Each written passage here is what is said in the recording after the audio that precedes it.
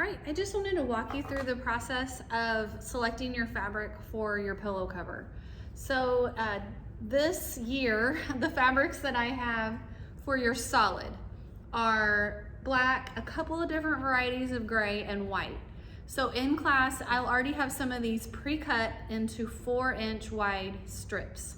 And so your job then is to select whatever fabric you want to coordinate with that. Now you could use 2 solids, just kind of like checkerboard style, but it's kind of fun to get to look through the prints of the fabrics and see what kind of options you have, so that you can get kind of this fun design with yours as well. So what you'll do is you'll choose your solid first, and then you're gonna go back to our fabric storage area, and you're gonna kind of think about what color family that you'll want. And I'm gonna go grab one of those now.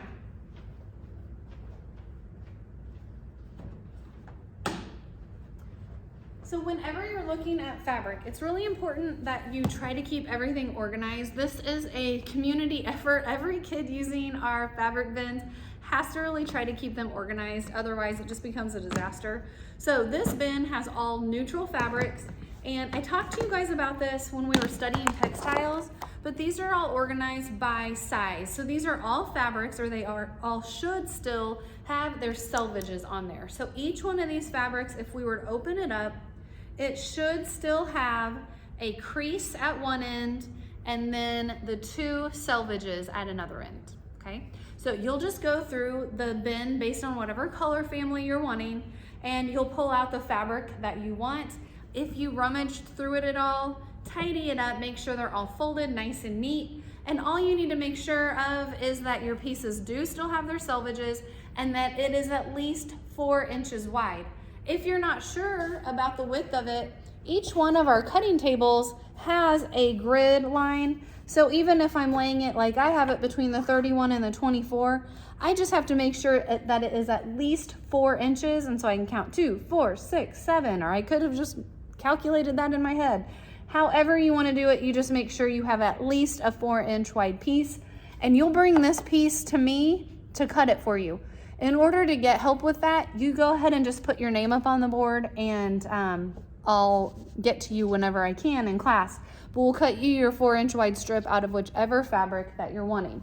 Then for the fabric bin, I've got it reorganized. I'm just gonna put the lid right back on it and put it back in the closet. We don't wanna leave the bins all laying out on the cutting tables. We wanna look through them. When I'm done with it, I'm gonna put it back, not leave it for someone else to take care of. Okay? Even if someone else wants to use this, then I'm gonna double check that it gets put away. It's my responsibility to put it back. If you ever do this project or a similar one at home, this part actually could be optional, but it really helps. So we have this product called Mary Ellen's Best Press, and it's just a spray starch. It's gonna help your fabric kind of hold its shape a little bit as you sew it and pin it. So I'm just gonna do a little spritz, you don't need a ton, and then just press over the fabric with a hot iron. You could also go ahead and open up your fabric to a single layer, spritz it, and press it, because when you're sewing it, you actually are gonna have it flat in a single layer, especially if you have any creases. Sometimes when fabric is on the bolt from the factory and it's been on that bolt for a really long time, it can get a crease that's pretty hard to come out. So you could either use steam or some of this Best Press. You could also, if you're doing this at home and don't have this, or if we ever run out, just a spray starch like you would use on starching jeans would be something that you could use as well. This is really common in quilting, to go ahead and starch your fabric before you cut it. Just makes it stiffer when you're pressing it. And again, when you're sewing it, it'll just make it a little bit easier and not as likely to get eaten up into the sewing machine. So I'm gonna go ahead and press both of my fabrics. I have selected my solid fabric and my print, which is what you'll need to do as well. And then both of them are cut into 4 inches wide times the width of the bolt, which, a reminder, width of the bolt just means it still has both selvages on. So it's gonna be anywhere from about 42 to 45 inches long. Either way, we don't need the entire length of it, but we want to have that cut into 4 inches wide. So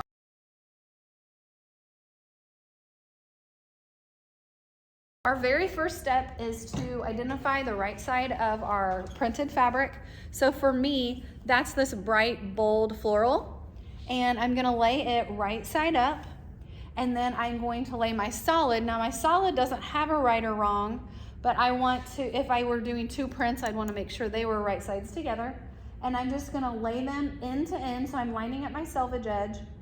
And then I'm gonna lay them flat across each other, lining them up all the way down across one edge. We're gonna grab our pin cushion and pin those pieces together. So when you're pinning fabric, you are going to, again, you're gonna make sure your pieces are perfectly lined up, but you will poke your needle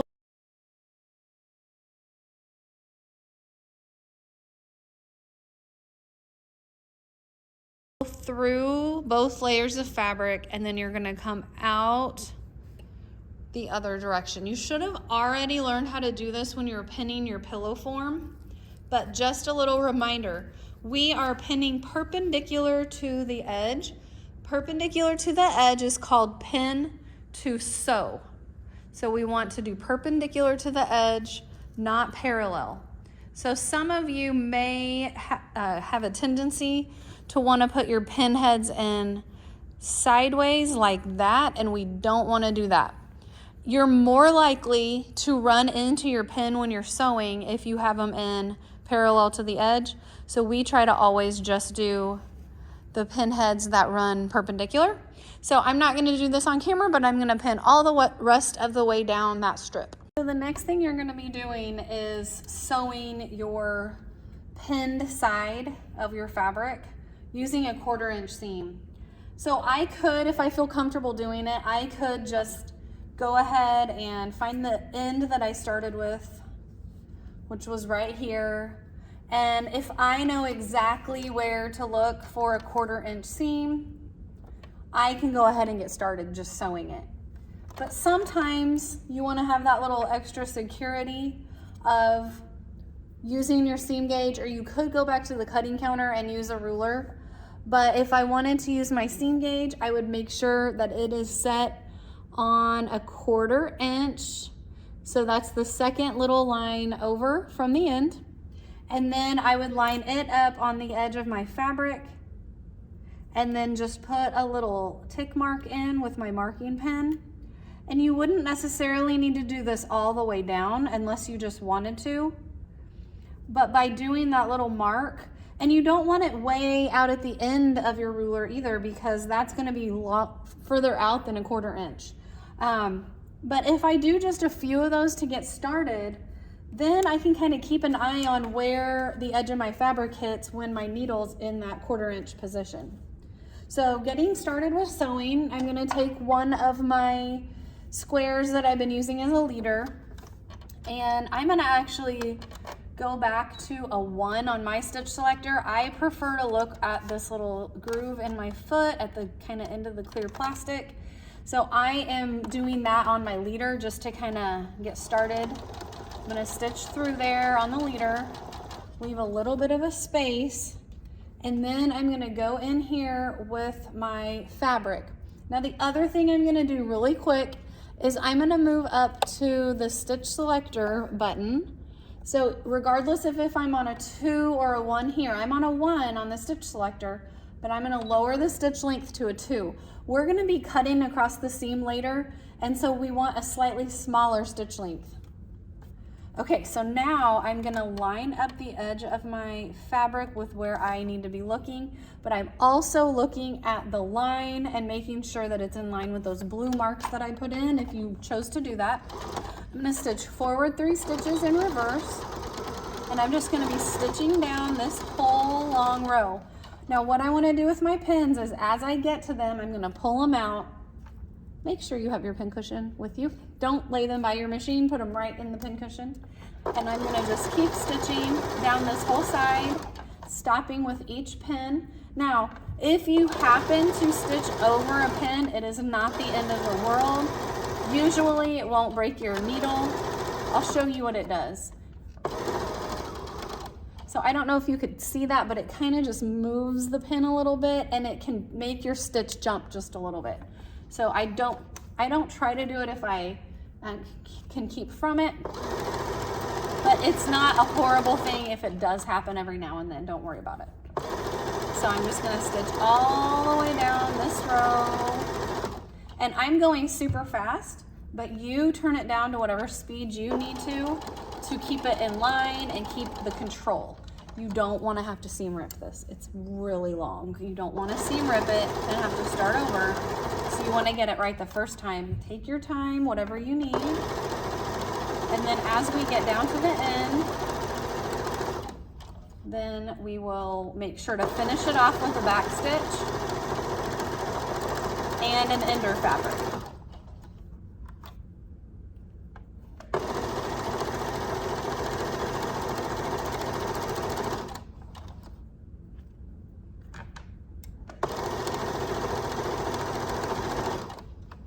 So notice I just keep my pin cushion over here on the right.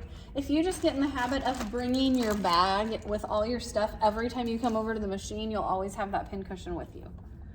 Okay, so as I get to the end, I'm just looking, my blue fabric ends a little short of my white. So I'm gonna stop at the end of the blue back stitch, and then I'm gonna stitch all the way off the end, and now I'm gonna grab one of my enders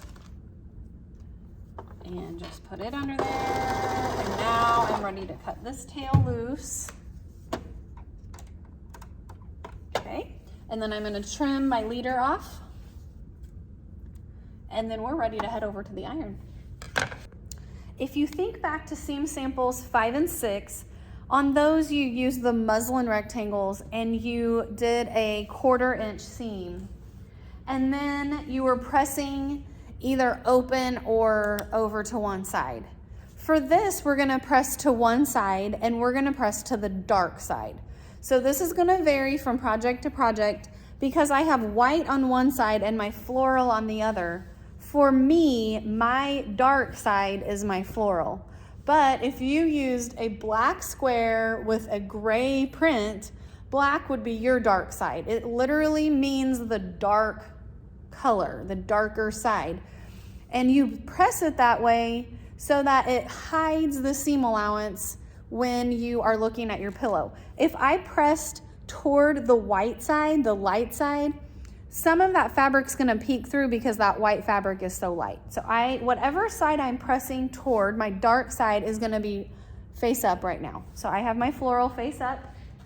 Again, I have my iron on cotton. It's nice and hot. And this process of pressing it flat is called setting the seam. So I'm setting the seam right now. This is honestly something I didn't learn to do for a long time after I had sewn. And once I learned about it and started doing it, it makes such a huge, huge difference. And it actually makes the next step when you're pressing it open so much easier. So I'm gonna flip open this blue, I'm pressing toward that. So because I had this on top, that seam's gonna go that way, and that's how I'm able to hide that seam allowance on the dark side. So I'm gonna press over, I'm kind of pushing it down. We don't want any kind of like extra crease there. It should just be laying nice and flat. So you flip it over. You can also kind of look from inside and make sure that that's pressing towards the dark side. And if it's not for whatever reason, go under there and push it towards the dark side. I can shift this down a little bit if I need to, but I really want this pressed really well. And you could also even take the spray starch again,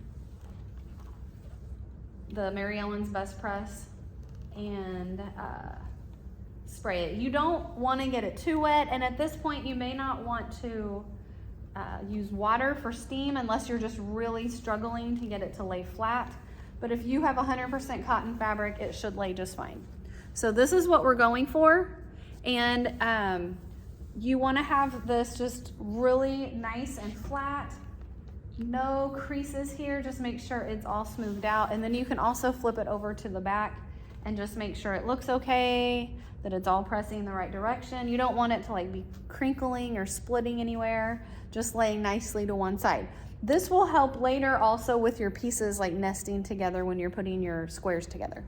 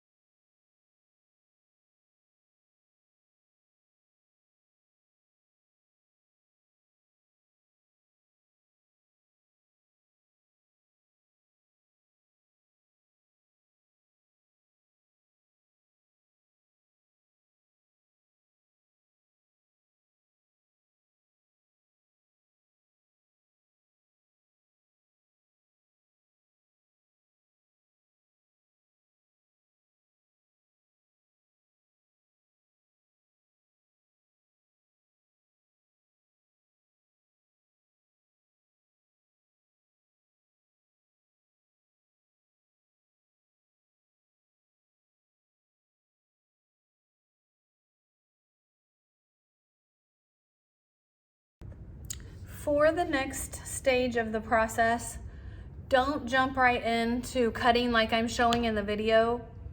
We're gonna kind of play it by ear in class and see if I'm gonna have each student cut their own strips or if I'm gonna do them for you. But I wanna show you how I do it, and just a reminder about the cutting mats that we use.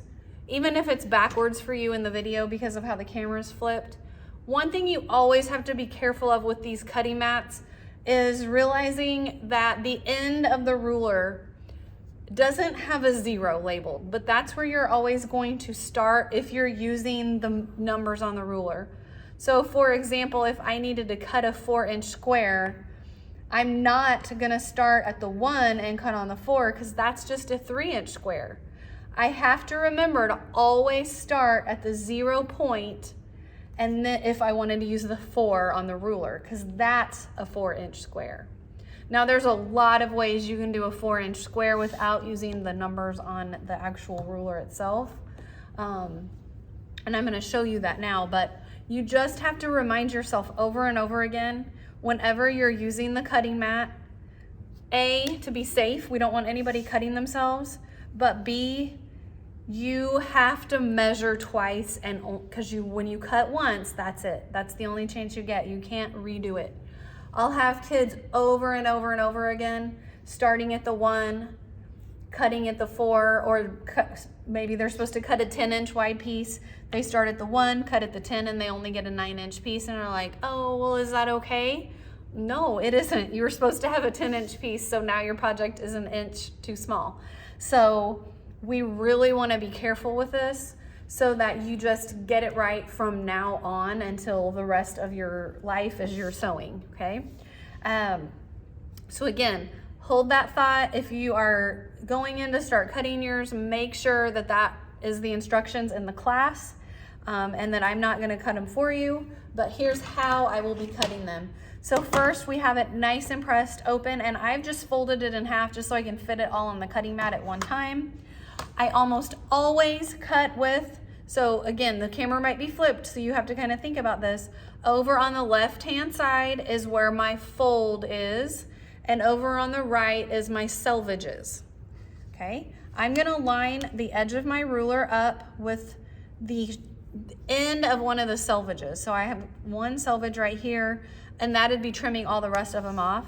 But I also want to make sure that the bottom edge of my blue fabric is in line with a line, okay? So it's straight across, and we're cutting this nice and square. So I'm going to go ahead and cut right here and cut across there. And that just has me trim off my selvage edges. These are trash. You don't need to save these. Don't put these in our bins, okay? The next cut I'm going to make is 4 inches over. So again, I could put it down all the way down here to the 0 and then measure in 4 inches, which is on the 4. So from 0 to 4. And I want to make sure it's really super straight up against a line. Sometimes it does take some maneuvering to get it to line up, and you might even feel like they're not exactly straight, but they are. You just have to work with them a little bit. Hold really securely and then cut that 4-inch piece. And I'm actually cutting 2 4-inch pieces at a time because they are layered. If I don't want to use the 0 point and cut on the 4, I could also just use my fingers to count squares, 2, 4, and see that I'm cutting on the 8 for this one.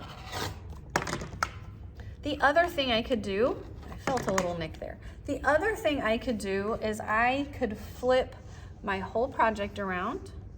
So now here is my cut edge, and here is my fold. And I like using this a lot when I'm cutting out a whole bunch of quilt squares. What I do then is I take my 5-inch wide ruler and I find the 4-inch mark on it and line that up with the edge of my fabric.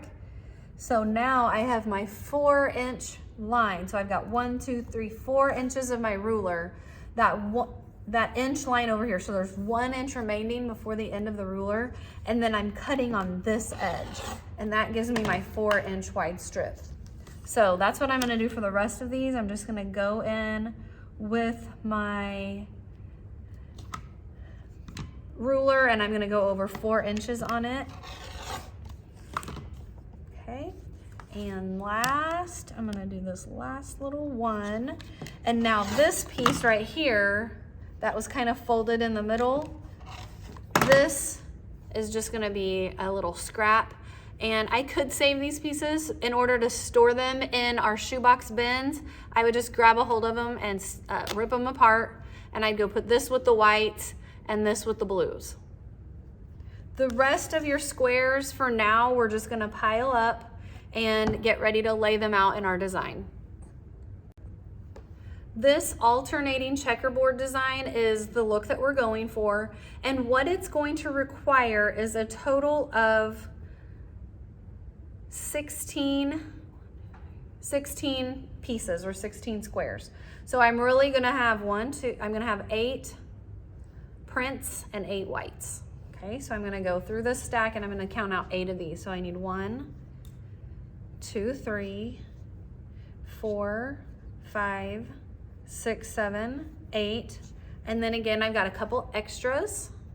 I'm gonna hang on to these for now. So if you're in the middle of your project, hang on to these just in case something happens to one of these. And at the very end, if you no longer need these, then you can rip them apart like we did the other ones and store them with scraps. But for now, keep them, hang on to them. So we're going for this checkerboard kind of look. And so what you're gonna do is you're just gonna start laying out your pieces and alternate. So this one I have blue up, white down. Then I'll alternate the next one. Alternate the next, alternate the next one. They're going just like that across, okay? And then my next row is going to be the reverse of that, so that it's still alternating going down this line.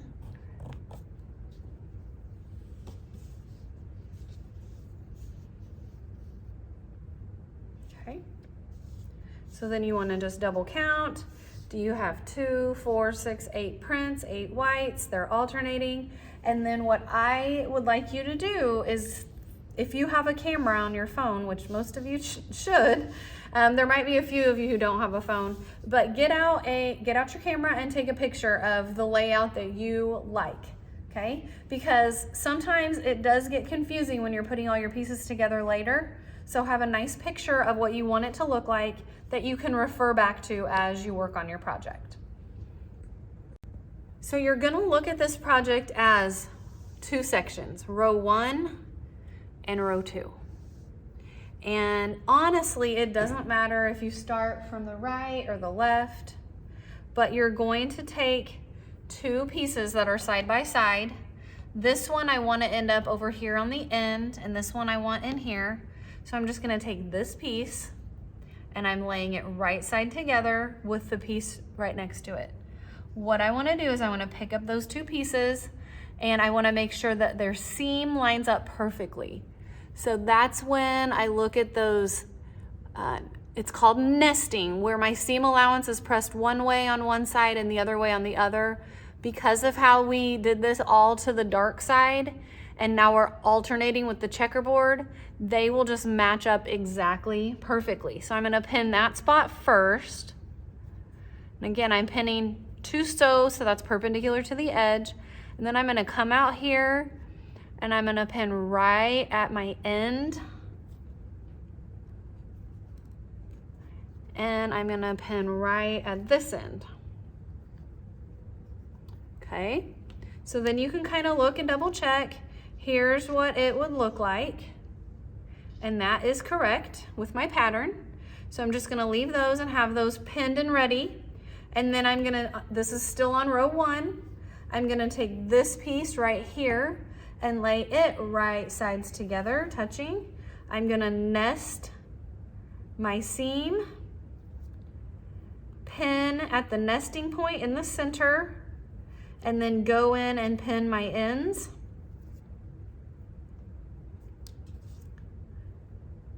And if your ends don't match up just perfect, still pin them there, and you have the benefit of having a bit of stretch, enough to where we could pull that and get it to lay super flat when actually you're sewing it. So this is my row 1 ready to go, and I'm gonna repeat the same process here. I'm gonna lay this piece right sides together, nest it, pin in place. Now, if you are in class and can't quite see what I mean by nesting, just come up and get help, put your name on the board, and I will help you with that part. If your pieces don't seem to be nesting, it's possible that you didn't press it well enough, and you may need to go back and repress them so that you have that nice crease. Okay, so that's gonna go there. Let's see, is that right? Yeah. And then this one, right sides together. So a term you're always gonna see in sewing is right sides together or right sides touching. That just means the pretty side, the finished edges are touching each other while you're sewing them, so that your unfinished edge that you are putting your seam on is hidden on the inside of the finished project. So we have right sides together, right sides touching. All right, now we're gonna take all of these. I'm just gonna go row 1, row 2. I'm gonna kind of stagger them just so I can remember, and I'm gonna head over to the sewing machine. Depending on how long ago it was that you actually sewed your initial 1/4 inch seam, you might want to go ahead and re-practice or reline up, just a refresher on where you need to line up your fabric in order to get a perfect 1/4 inch seam. So, but if you already know where that's at, you're just going to go ahead and get started with your pieces. I'm going to just line up. I've already done a leader fabric in the machine, and now I'm going to line up. I'm on a 1, so I'm using the little line in the foot, but again, you use wherever you need to make a 1/4 inch. I'm going to stitch forward 3 and reverse 3, and I'm going to pull out that. Now, one thing you kind of learn how to feel for as a quilter is the seam that it's laying super flat. I'm going to keep that pin in there until I get right up next to it. Now I'm going to pull the pin out, and you feel it just kind of drop and lay perfectly flat with that pin out of there. So it's really nice how it nests together. So I'm going to sew that 1/4 inch seam all the way till I get to the end, and I'm going to reverse. And now I'm going to chain. We learned about chaining earlier when we were doing our seam sample 5 and 6. But so now I've passed that first strip. Now I'm going to lift my foot with my needle down and slide the next one up. I'm still wanting a 1/4 inch seam, so I'm going to stitch forward 3 and reverse 3, and I'm going to continue stitching all the way down at a 1/4 inch. And again, I'm going pretty fast, but when you're doing this on your own, you want to go at a pace that is good for you. Now, if you want to, you could take another ender fabric just to divide up your 2 rows if you think you might get confused about which is your row 1 and row 2, or you could have just kept going. So I'm going to go ahead and go on now and chain piece my row 2. I'm going to back stitch at each end. Ooh, see, I sewed over a pin and nothing happened. It's okay. If it ever happens to you, it's most of the time it's fine, as long as the pin head doesn't get right over.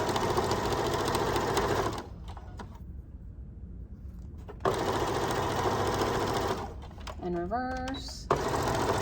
And then now I'm going to chain this last one. I'm going to do it off camera, but you get the idea. All right, I'm just finishing up the last block of row 2, and I'm going to reverse. And now I'm going to grab my ender, and I'm just going to slide it under there. Okay, and I'm going to pull this out of here. So we're going to head over with all of this. I'm going to trim off the leader. We're gonna head over to the ironing board with this. I love these things, they're so fun. Oh, I'm actually going to cut them apart because I can keep track of my row 1 and 2, but I'm gonna leave my little centerpiece in there. That was just to help keep them separated. So I have my row 1 and my row 2. All right, so now we have our row 1 here. I'm just gonna go in between where I had chain pieced them together and just snip there to cut them apart. And then now we don't really have a dark side anymore, or because there's a white and a dark. So I'm just gonna choose a side that's up right now, and I'm gonna go ahead and set my seam. So again, that's just pressing over the top of it. And then I'm gonna flip it open and press it over to this side. Now you might see on mine, on this one square, how you can kind of see the seam allowance through the fabric, because that fabric is so sheer. So that's why we try to, whenever we can, press to the dark side. But also notice how perfectly the corner matches up. That's why we have those pressed towards the dark side and then they nest together. It makes that nice 4 corners right there. Okay, so here's another one. I'm gonna press that open. Okay, and then I'm gonna go over here to my row 2, trim apart where I had chained, press,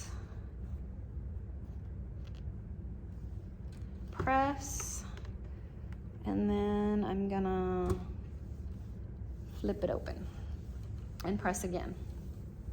So then here is the time when you might want to open up your phone and find your layout.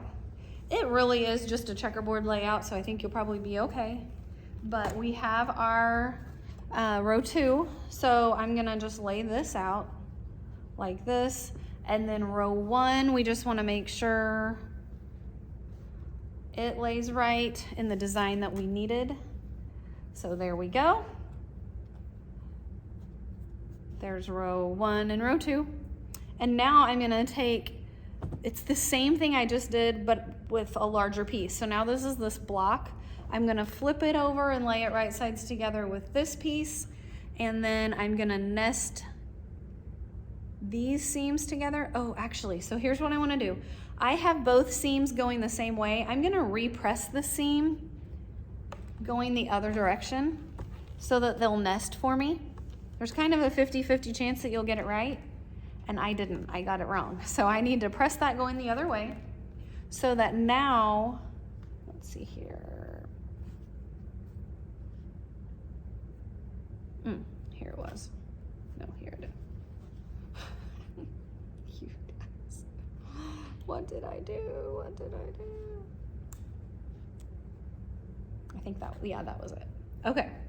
So I go right sides together, and now I've got one seam allowance facing one way and one the other way. So I'm just gonna pin at the nesting point, at the center, pin here, just like I did for my other pieces. And then same thing here, I'll lay them right sides together. Ooh, these are automatically gonna nest. So I pin at the nesting point in the center, down at the end, in the end. And so then I'm ready to sew 1/4 inch seam and a 1/4 inch seam.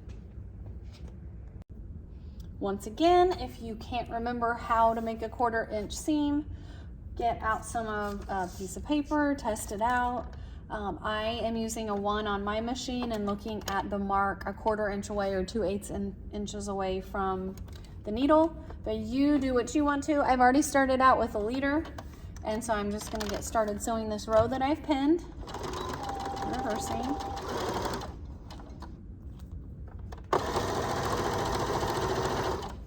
I'm gonna pull this out of there. If you haven't noticed by now, this is a lot of repetition of the same thing over and over again. I'm gonna reverse. Now I'm gonna chain my next piece. So I'm just gonna lift that foot up, get started with my next seam. Repetition, that's the best way to get good at this. So that's why we do these projects that have a lot of the same steps over and over. So you just get really good at it from the beginning. Okay, so I'm coming to the end. I'm gonna reverse. I'm gonna put in my ender. And now I'm gonna, I don't have my scissors with me. So I'm gonna snip this using the side of the machine. And I'm gonna go back over to the iron and just trim these 2 apart. All right, so these are the 2 blocks that I just finished sewing this seam. So I'm gonna set the seam. I'm gonna repress all these seams and then flip it open. Now this seam is going that way, so I want this seam to go this way. So I'm gonna have it this side up, and I just wanna have it going that way so that it'll nest. Flip it open, press it all down, and now when I lay this here, we wanna double check that our print is all right, so our design is all good. I've got row 1 and 2, 2 and 1, it really doesn't matter. But now I'm gonna lay it right sides together. I'm gonna take this one, flip it over, and I have a few nesting places. So I'm gonna nest right here at this seam intersection. I'm gonna nest this seam intersection and this seam intersection if I can. I actually can't on this one. Oh yes, I can, yeah. So I'm gonna pin at each one of those intersecting points and then do my 1/4 inch seam. And that's my last stitch I have to do on the pillow cover front. And you guessed it, we're doing a 1/4 inch seam. Make sure you know how to do that. It is the same seam allowance you've been using on this whole entire project. I've already got a liter fabric in there. We're gonna go ahead and start lining this up with a 1/4 inch. I am gonna do a reverse, get rid of that pin.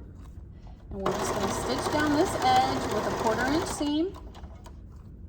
Paying careful attention that those nesting points stay nice and flat.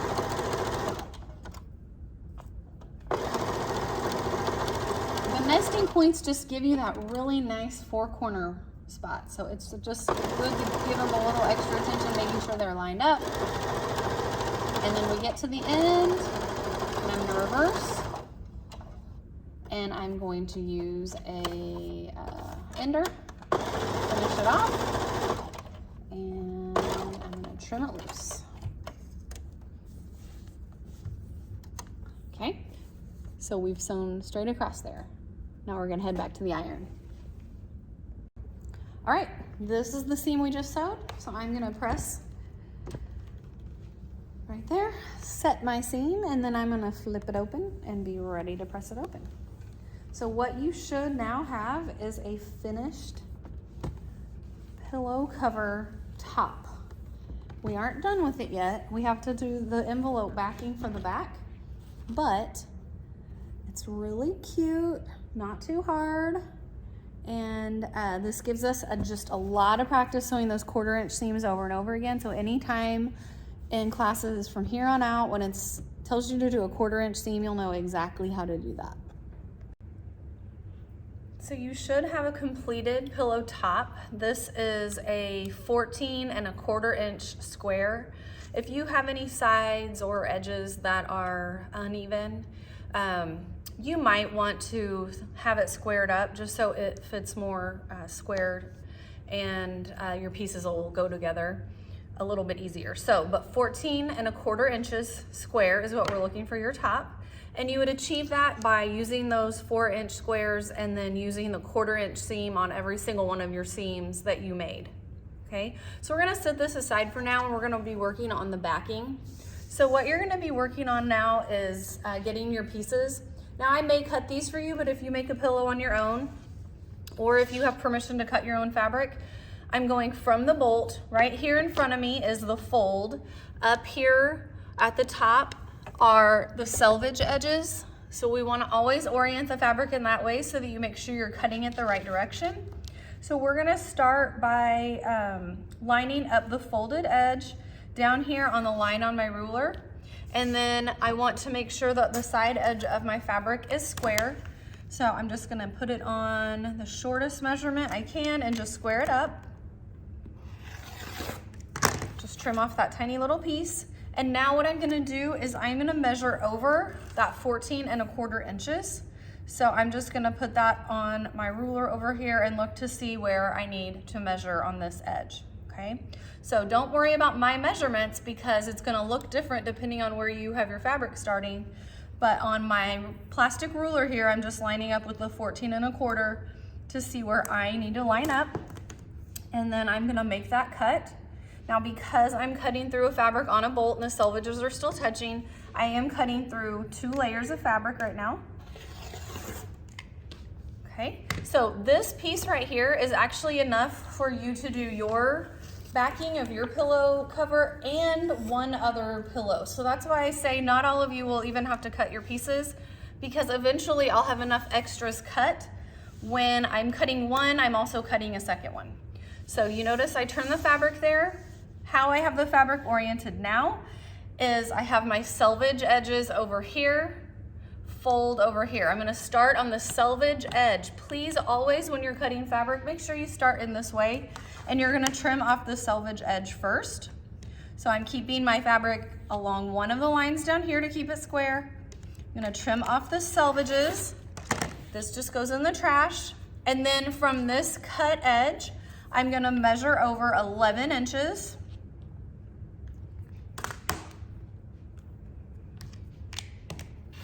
So now what I have right here, I have 2 11 this way by 14¼ inch rectangles.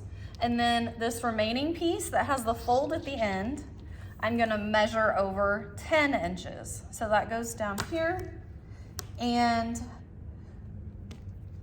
again, because I'm cutting through 2 layers, I'm gonna be cutting 2 10 by 14¼ inch rectangles. Now this piece right here, you have a nice fold on it. So this we can put in with our shoebox scraps of whatever color it is. So mine would go in with the blacks. So next what we'll do is we will take 1 rectangle from each pile, and those become your pieces for the back of your pillow cover. Okay, so I would give these to you in class, and then these I would keep for another student to use. So I like to fold them up in pairs so they're ready to go. So in the pieces that you have, you're going to mark one edge of the 14-inch sides.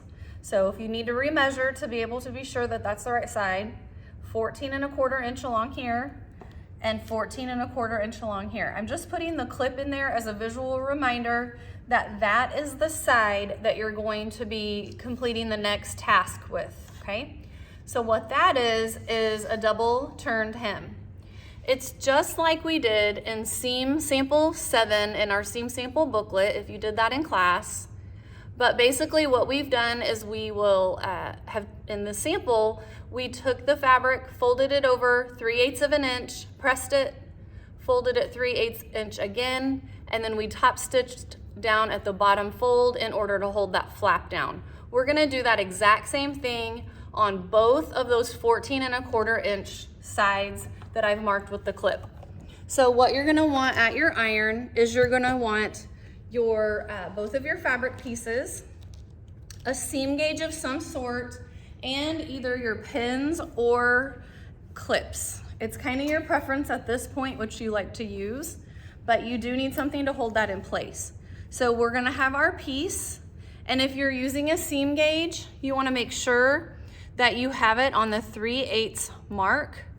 So if you look at your seam gauge, the dot right above the 0 or the little punched out area, that's 1/8, 2/8. So the third mark over is your 3/8. Not all the way there, that's the 1/2 inch. So back here at 3/8 inch. So you can put that seam gauge there, or up at my front counter, I always have these little seam gauges as well. On it, you would just look for the side that has the 3/8 mark and use it. So it's your preference, but you're just going to take your seam gauge, lay it down on that 14¼ inch side, fold it over the 3/8 that you need. If you go too far, you can kind of back it up a little bit. I like to just put a little crease in there with my finger, and then we'll press it with the iron. Now I have a lot of experience, so I don't need to measure necessarily every single inch of it because I can visualize it. But as I go down, I'm gonna continue to measure 3/8 inch and press. So a double turned hem just means I'm gonna do this twice. So I do my 3/8 inch, pressing it all the way down. Again, I'm gonna measure just to make sure I didn't go too far, and press.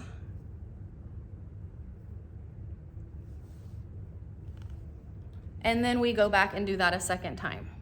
Okay, so double turn. And we'll just repeat that process on both pieces. Now I only need to do it on this one side. So on this rectangle I'm working on right now, I don't have to do this double turn on any other side, just right along this top edge. So then I'll take my clips and I'm gonna clip it in place just to hold it until I go over to the sewing machine to sew it. So again, that's 3/8 of an inch right there, measuring at 3/8 of an inch. So all the way across, it's 3/8 of an inch. And I'm gonna repeat that on the other piece.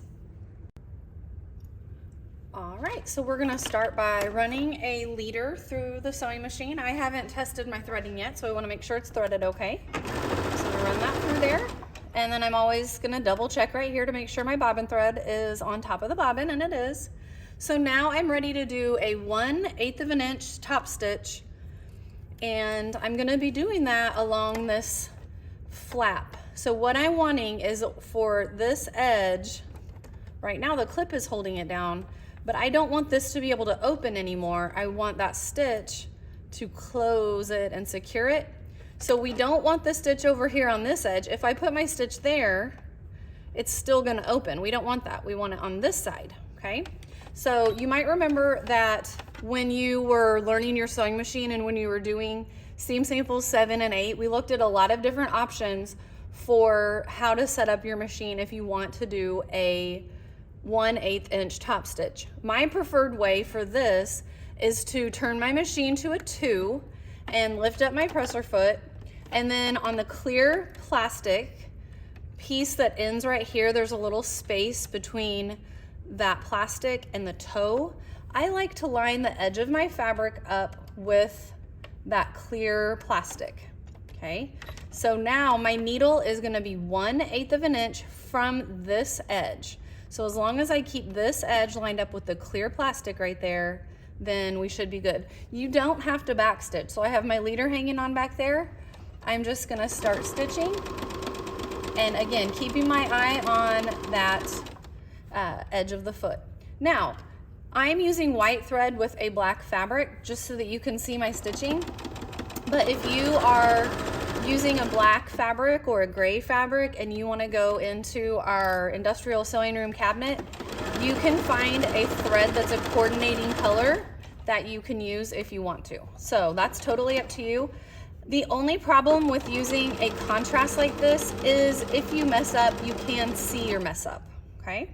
So now, rather than stopping and cutting it loose, I'm gonna get to the end of that one, and then I'm just gonna raise up my foot, line that fabric up again with the opening on the presser foot, and now I'm gonna stitch across this one, just like I did the other. So it's just a repeat.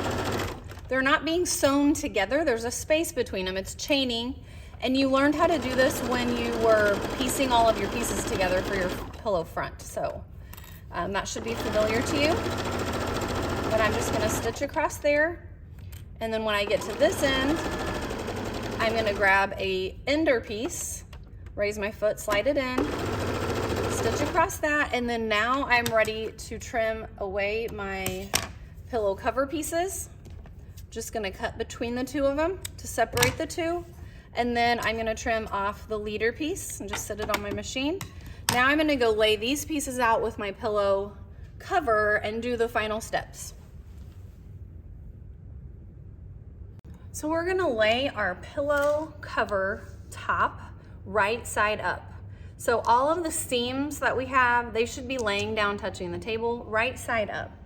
And then our pieces that we just sewed, we're gonna lay them right sides together on top of this. Now this is a solid fabric, but because I've now sewn the seam, the flat side that is not folded is now my right side.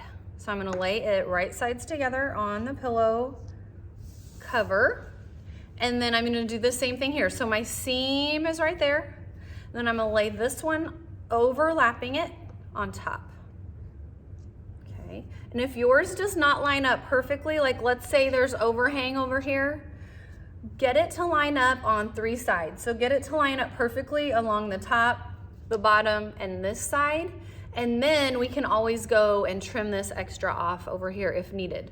But what we're gonna do next is either pin or clip all the way around. So because we are gonna do this envelope style, we do not have to leave an opening on one of the edges. So we're gonna clip all the way around the entire width, and then this part right here is how we flip the pillow cover right side out. So that's why we don't need to leave an opening like we had to leave for the actual pillow itself. So your next step is just to head over to your sewing machine, and I'm gonna have the machine on a 1, and I'm gonna use the right edge of the foot as my seam allowance. So it's gonna be slightly less than a 1/2 inch seam. Now, because I'm gonna change my stitch selector, I am gonna lift my needle up, turn this back to a 1, and then I am going to just slide my project in. I can really start from anywhere, but I'm gonna start right about here, which is about a 1/4 inch from the edge. Sorry, about a 1/2 inch from the edge. You can start on any side, doesn't really matter. And again, we're just gonna keep the right edge of the foot in line with our fabric.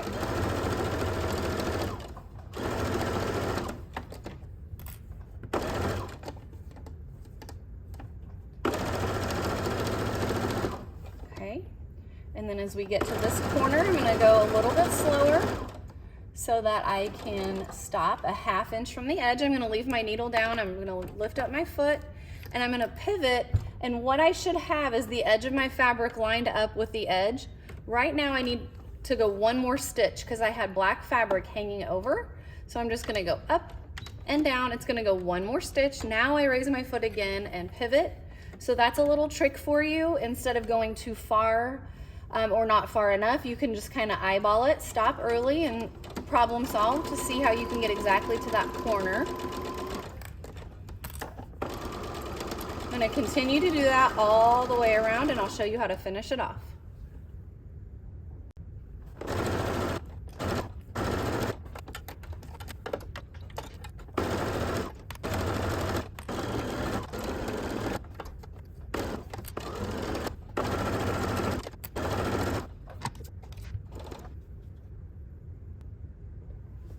Now, depending on where you started, yours might look a little different, but I'm coming up to the place where I started. I've already gone around on all 4 sides, and as I get back to that corner, what I'm gonna do is I'm still gonna do another little pivot